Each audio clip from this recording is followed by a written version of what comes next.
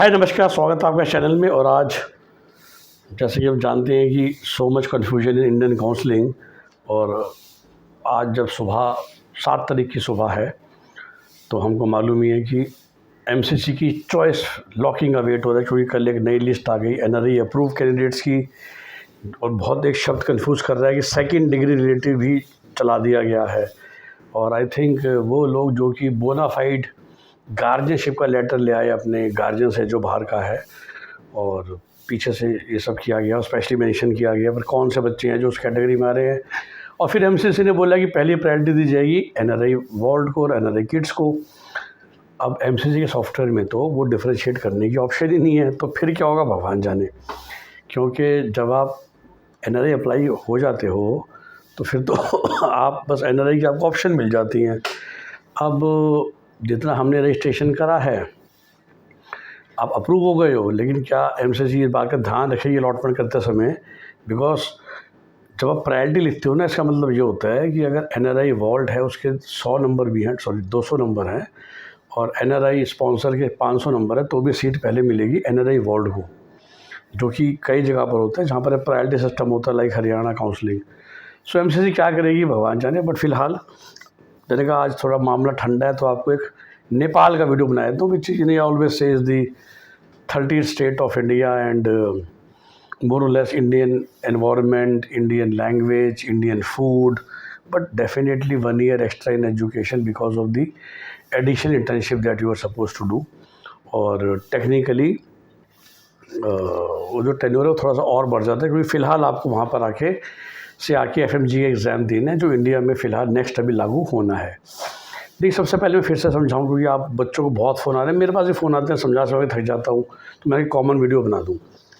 नेपाल में भी seat counselling से मिलती है, तो again Nepal like India is very good education है। तो अनलाइक दी CIS कंट्री जहाँ पर आपकी सीट कन्फर्म्ड है जब आप फीस देते हो, like Russia, Georgia, Kyrgyzstan etcetera, Nepal again being a good country to the same counselling process like us. Nepal के हर कॉलेज में 33% सीट्स, मतलब 100 में से 33 या 150 में से 50 सीटें हैं एनआरआईज के लिए, जो कि हम हो जाते हैं। बट वो भी नहीं है कि सीट उठा के दे दी। तो आप कहोगे सर अगर ऐसा नहीं है तो फिर ये तो फ़िलहाल लेटर्स, एडमिशन लेटर इशू किए जा रहे हैं। तो बस देखिए, वही बात है कि जैसे अब मैंने आपको इंडियन कॉन्टेक्स्ट में समझाया था, कई जगहों पे आप डील फाइनल करते हो, सीट नहीं, ऐसे ही नेपाल में हो रहा है। स्टैंडर्ड फ़ीस जो नेपाल के MBBS कॉलेज की है सरकार द्वारा अप्रूव, वो है 75,000 USD for full course to be paid in 3 instalments मोटा मोटी, और हॉस्टल्स ऑन एक्चुअल। ये है स्टैंडर्ड फ़ीस, कोई कॉलेज से ज़्यादा नहीं लेगा। अब होता क्या है कि भाई कॉलेजेस को लगता है कि जितने जल्दी कस्टमर मिल जाए उतना अच्छा।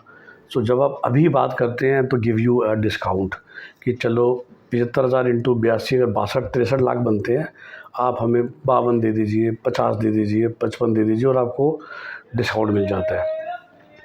उसके बदले वो आप उस कॉलेज में भी कुछ फ़िलहाल अमाउंट जमा कराना होता है। But I can assure you there is no 100% guarantee.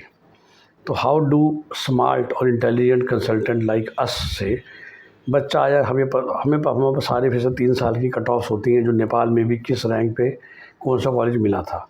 तो let's say we guide you कि भाई अगर आपकी ये स्कोर या ये ऑल इंडिया रैंक है ना, तो उस कॉलेज को भूल जाइए। ये 3-4 कॉलेज हैं जो लास्ट ईयर आराम से मिल गए थे। सो अगर आपको फ़िलहाल बुकिंग करानी है पैसे बचाने के लिए, तो आप इन 3-4 में से कॉलेज में कराइए, उसमें मत कराइए। क्योंकि देखिए, डील फिर से हमेशा एक से करोगे। अब जिससे डील करी उसको पैसे भी दे दिए, आई गारंटी यू आप किसी के भी थ्रू जाएंगे, पैसे वापस आ जाएंगे अगर उस दिन सीट ना मिली।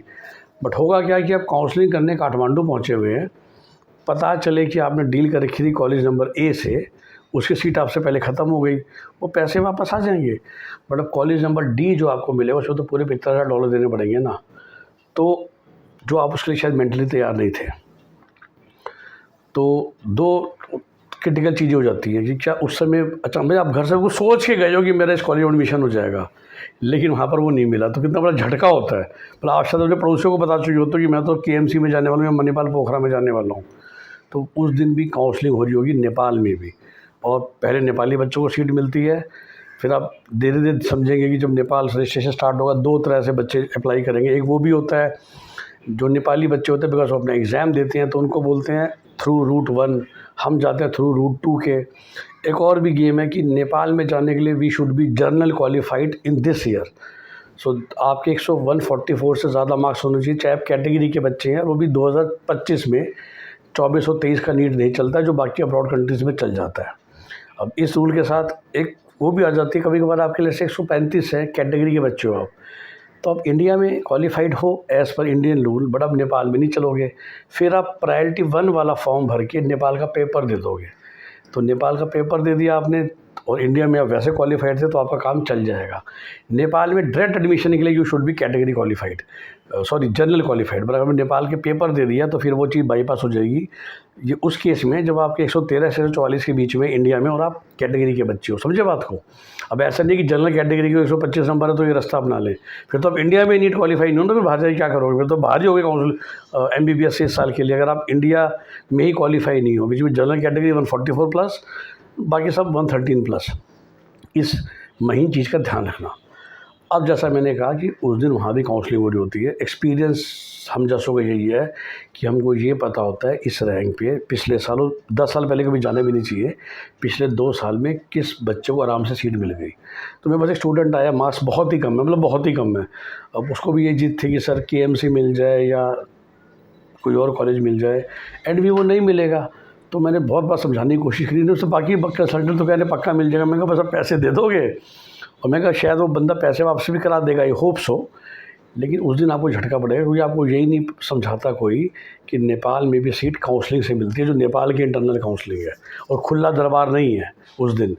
तो फिर से जो बहुत सारे इंडियन पहुँचेंगे, और इस साल जिस तरह से यूपी की फ़ीस बढ़ गई है, the competition might further increase, right. क्योंकि वही जो 60, 65, 70 लाख के बजट के थे, जिनके लिए ऑप्शंस यूपी में कम हो गई है, अगर बिहार में वो रूल आ जाए NMC वाला, फिर तो सोचिए नेपाल इस बार सुपर डुपर फूल जाएगा, और शायद बहुत लो मार्क्स वालों को सीट ही नहीं मिलेगी कहीं पर भी।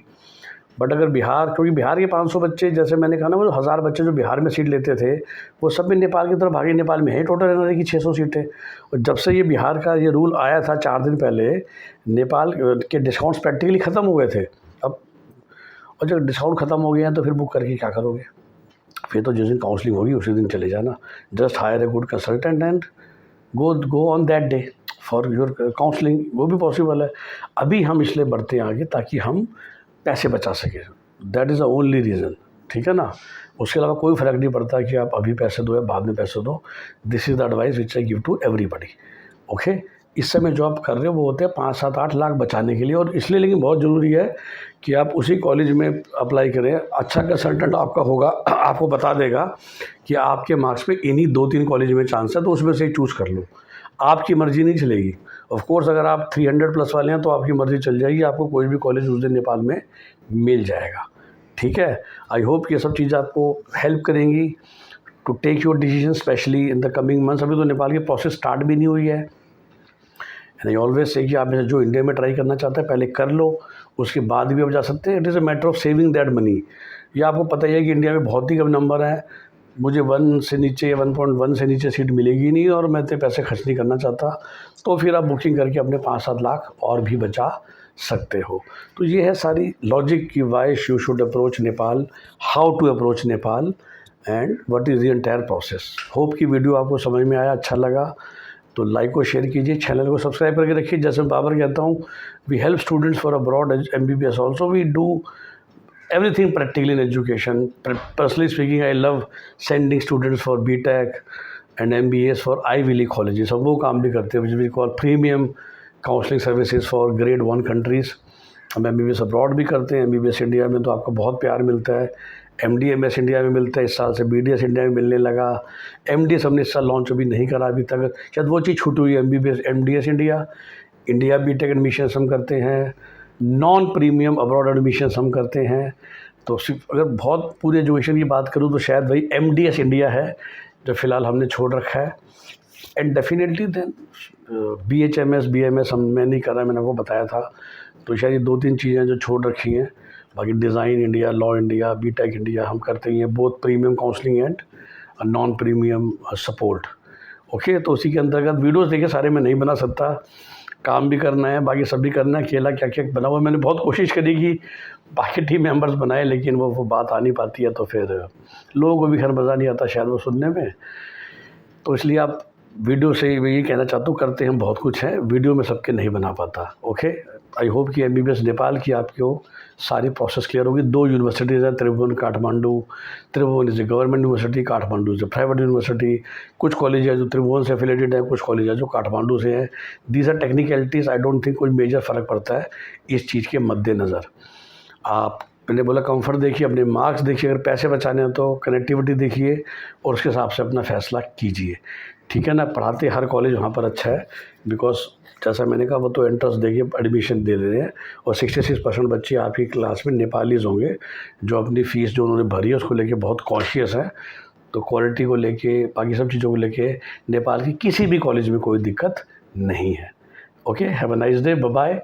वंस अगेन हमारा नंबर आप जानते ही हैं for paid consultation services 9643362320। Free of cost ज्ञान के लिए यूट्यूब के वीडियोस हैं ही। Bye bye.